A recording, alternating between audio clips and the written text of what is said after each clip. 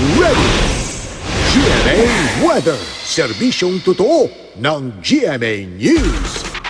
Samantala mga kapuso, masungit na naman ang panahon ang mararanasan sa extreme northern Luzon dahil pa rin po yan sa bagyong Helen. Panay ulan din po dito sa Metro Manila, bunsod naman ng lumalakas na habagat. Kaya naman, alamin po natin ang latest mula sa ating GMA resident meteorologist na si Ginoong Nathaniel Cruz. Mang Tani! Salamat, Connie. Magandang tanghali mga kapuso. Dahil nga sa banta ng Typhoon Helen, dapat I am ready ang mga tagadulong Hilagang Luzon. Nakataas ngayon ang Tropical Cyclone Warning Signal number 2 dyan sa Batanes, bunsod po ng bagyong Helen. Ayon sa pag-asa, posible ang storm surge o daluyong. Otomatikong wala namang klase mula preschool hanggang high school. Signal number 1 naman sa hilagang bahagi ng Cagayan, kasama na ang mga isla ng Babuyan. Asahan ng malalakas na ulan na may pagbugso ng hangin. Walang pasok ang mga estudyante sa preschool. Namataan ang mata ng bagyo sa layong mahigit 500 kilometro sa may silangan ng Basco, Batanes. At taglay nito ang lakas ng hangin umaabot na sa 150 kilometers per hour malapit sa gitna at bugso na hanggang 185 kilometers per hour. Inaasahang kikilos ang bagyo pa Kanluran, Hilagang Kanluran sa bilis na 20 kilometers per hour. Sa forecast track ng pag-asa, makikitang kung hindi magbabago ang takbo at bilis nito ay maaaring tumama ito sa may southeastern Taiwan bukas ng hapon, Martes, at muling maglalandfall pagkatapos niya lumabas ang PAR dyan sa may southeastern China, araw naman ng Miyerkules. At bukod sa mga lugar na may warning signal, Batanes at Babuyan Group of Islands, masungit din ngayon ang mga dagat, sakop naman ng northern and eastern seaboards of northern Luzon. Ayon sa pag-asa, delikadong pumalaot ang mga maliliit na sasakyang pandagat.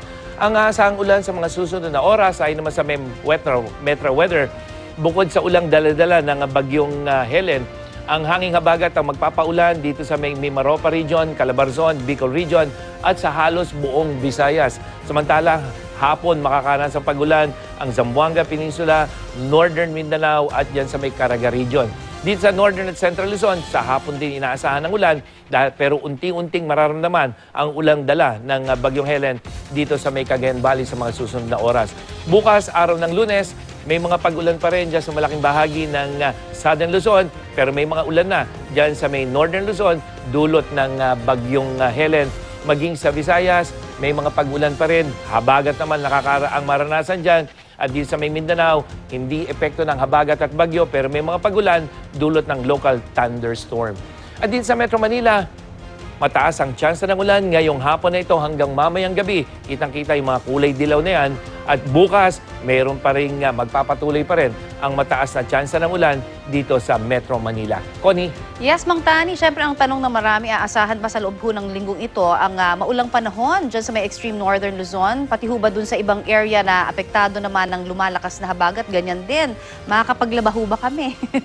Yes, Connie. Kung titingnan natin itong wind forecast dahil malakas ang habagat, so ibig sabihin yan, tuloy-tuloy yung mga pagulan dito sa may northern Luzon, central hanggang di sa may southern Luzon. Pero makikita mo, Connie, oras na lumayo yung bagyo at kumilos na papalayo dito sa ating bansa, ay inaasahan na kagad yung pagganda ng panahon dito sa may extreme northern Luzon. Pero kahit nakalabas na ng PAR yung bagyo, asahan mo may mga pag-ulan pa rin dito sa may western Luzon kasama ng Metro Manila. Pero kung walang susunod na bagyo, Connie, dito kay Helen, maaaring hanggang Miyerkules may pagulan tayo. At pagdating ng Huwebes, Connie, yung iyong concern kung makakapaglaban na. Alam ko namang ikaw ay tumutulong sa paglalaba. Asahan natin, pwede na pong maglaba araw ng Huwebes hanggang sa mga susunod na araw. Kung walang susunod na bagyo, Connie, na susunod dito kay Helen. Alright, marami pong salamat sa inyong update na yan, Mang Tani, ang ating resident meteorologist.